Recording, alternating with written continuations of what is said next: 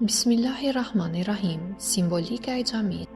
Mënyra se si Imam Khomeini, Allahu qoftë i kënaqur me të, e paraqet xhamin nuk është e lidhur me trajtimin e saj si një ndërtesë e ftohtë, e vizituar për njerëzve disa herë në ditë. Ai ka një botë kuptim shumë më të gjerë lidhur me rolin e saj në shoqëri. Në mendimin dhe në gjykimin e Imamit të nderuar, Allahu qoftë i kënaqur me të, xhamia është një piknisje e fuqishme për të cilës frymëzohen të gjithë etapat e formimit të njeriut dhe të ekzistencës së tij. Ekzistenca e xhamisë është e lidhur me simbolikën e orientimit të qenies dhe të rrugtimit të saj të pandërprerë në drejtimin e Allahut të madhëruar dhe në drejtim të fesë së tij. Lidhur me këtë aspekt, Imami i nderuar, Allahu qoftë i kënaqur me të, e vë theksin mbi 3 etapa apo stade shumë të rëndësishme të këtij formësimi apo të kësaj zanafille. Së pari, zanafilla natyrore dhe pozita sipërfaqësore e lidhur me këtë botë është e lidhur me vendin e ndërtimit të xhamisë, që është natyra. Lidhur me këtë, profeti i nderuar, paqja e bekati Allahu qoftë mbi të dhe mbi familjen e tij të nderuar, thotë: "Më është dhënë prej Zotit një privilegj i veçantë. Zoti e ka bërë tokën për mua dhe për pasuesit e mi të pastër edhe vendfalje."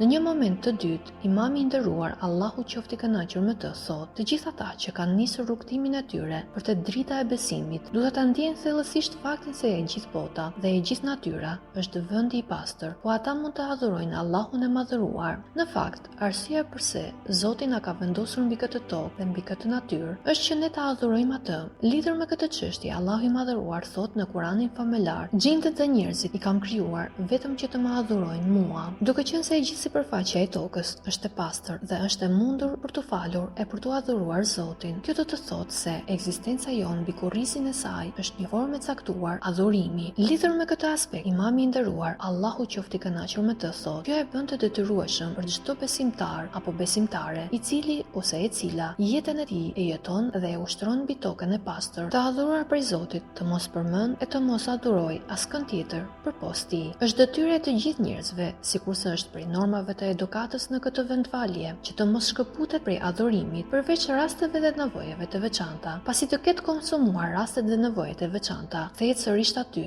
dhe nuk adhuron askën tjetër përveç Allahut të madhëruar. Nuk e lidh zemrën me askën tjetër përveç të lartësuarit Allah. Të gjitha këto rregulla dhe dispozita duhet të respektohen, sepse nuk është e hishme që të ndodhë e kundërta në praninë e Allahut dhe te dera e madhështisë së tij. Së dyti, pozita e fuqive të dukshme, të padukshme, e cila përfaqëson ushtarët e dukshëm dhe të padukshme të shpirtit, pra nefsit, e ka vendin në tokë dhe në natyrë. Ato janë ndërtesa, pra toka dhe trupi i njeriut. Në këtë mënyrë, njeriu e shndërron qendjen në faltore, në të cilën është ndaluar të hyjë ndjaj, sikurse është ndaluar që në të bijnë në sejdë ushtarët e nefsit, pra shpirtit dhe egos. Imami i nderuar, Allahu qoftë i kënaqur me të, thotë: "Është prej edukatës dhe mirësjelljes së adhuruesit që gjendet në këtë pozitë që t'ia bëjnë me dije thellësive të zemrës së tij se kjo tokë dhe kjo natyrë është vendi në të cilin i bëhet sejdë, pra për ulje Zotit, ndërsa vendi ku balli ulet në sejdë është i ushtarëve të mëshirës. Atij vendi i përshtaten të gjitha dispozitat e xhamisë dhe të vendfaljes. Për këtë arsye, nuk lejohet që ai vend të bëhet pis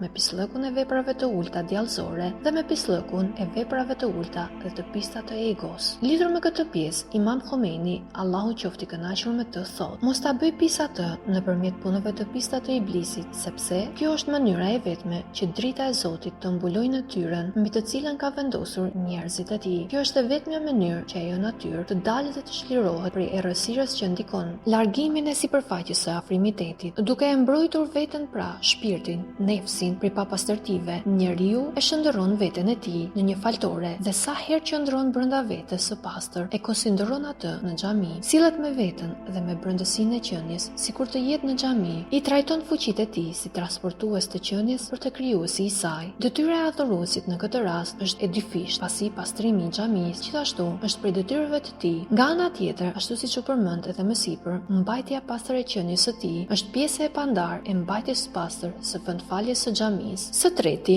zanafilla e fshehtë e adhuruesit, vendi i së cilës është trupi i padukshëm dhe i amshueshëm i qenies së formuar prej vetvetes. Kjo zanafil është edhe origjina e të gjitha zanafillave. Ajo ka ndikimin e saj të madh te të gjitha llojet e tjera të natyrës. Imam Khomeini, Allahu qoftë i kënaqur me të, hedh dritë mbi këtë aspekt dhe thotë: "Është prej edukatës së adhuruesit që të ndikojnë te qenia e tij, në mënyrë që ajo të jetë e aftë të dallojë se ndryshimi ndërmjet këtyre dy pozitave është shumë i madh. Të mësoj asaj gjithashtu se përkujdesja për këtë pozitë namazit është prej detyrave të sjelljes, sepse zemra është prirë si i vend të adhurimeve në këtë aspekt. Nëse prishet zemra, prishet i gjithë trupi, sikurse nëse prishet dietari, prishet e gjithë bota. Kjo pozitë ndryshon nga dy pozitat e tjera, sepse urdhëresa e ardhur prej domosdoshmërisë e pastrimit të trupit nuk është e lidhur ngurtësisht me domosdoshmërinë e largimit të papastërtive fizike dhe trajtimin e saj në mënyrë të ngjashme me xhamin. Detyra e tij është ndërtimi i kësaj xhamie që në themel. Kjo ndryshon nga pozitat e tjera, pasi ndërtimi i kësaj xhamie shpirtërore në brendësinë e qenies së tij është detyrë dhe detyrim i besimtarit. Vetëm pasi të ketë ndërtuar këtë ndërtesë, mund të nisë adhurimin dhe rrugtimin e tij ka Allahut. Lidhur me këtë pjesë, Imami i nderuar, Allahu qoftë i kënaqur me të, thotë: detyrimet e adhuruesit në këtë pozitë janë më të mëdha dhe më të shumta se detyrimet e tij te dy pozitat e tjera, pasi ai është obliguar që të ndërtojë xhamin brenda qenies së tij. Sigurisht ekziston mundësia që kjo xhami, mos e dhënë Zoti, të jetë një xhami përçarës, pra dirar, ndërmjet muslimanëve dhe besimtarëve. Nuk lejohet kurrësi që në këtë xhami të padukshme, pra shpirtërore, të ndërtuar thellë qenies, që është në shërbim të hyjnores, të preket prej papastërtive dhe pisllogjeve të ndryshme. Adhuruesi duhet të përpiqet maksimalisht që ta transferojë veten prej qëndrimit në xhami për te hapësirat e shenjta të afrimitetit të Zotit të vërtet të xhamisë. Nëse arrini të pastroheni dhe të çlironi për prangave të vetes, ai shndrohet në vetvete, në një vend zbritje të së vërtetës së Allahut. Madje mund të themi se shndrohet në një xhami të vërtetë. Ajo qenie shndrohet në një xhami në të cilën Allahu i lartësuar e lartëron veten e tij nëpërmjet reflektimit të emrave dhe të cilësive të tij. Kjo lloj shfaqje dhe ky lloj reflektimi i tij në tërësinë e tij është mënyra nëpërmjet të cilës Zoti e kryen lartësimin e vetvetes, duke thënë: i lavdëruar dhe i shenjtë është Zoti i ëngjëve dhe i shpirtit. Pas të gjitha këtyre shpjegimeve dhe sqarimeve, duket qartë se kur themeli i shoqërisë islame dhe poshti i orientimit të qenies muslimane, si lëvizje islame e qenies, mund të përmblidhet shumë shkurt në një fjalë të vetme, që është xhamia.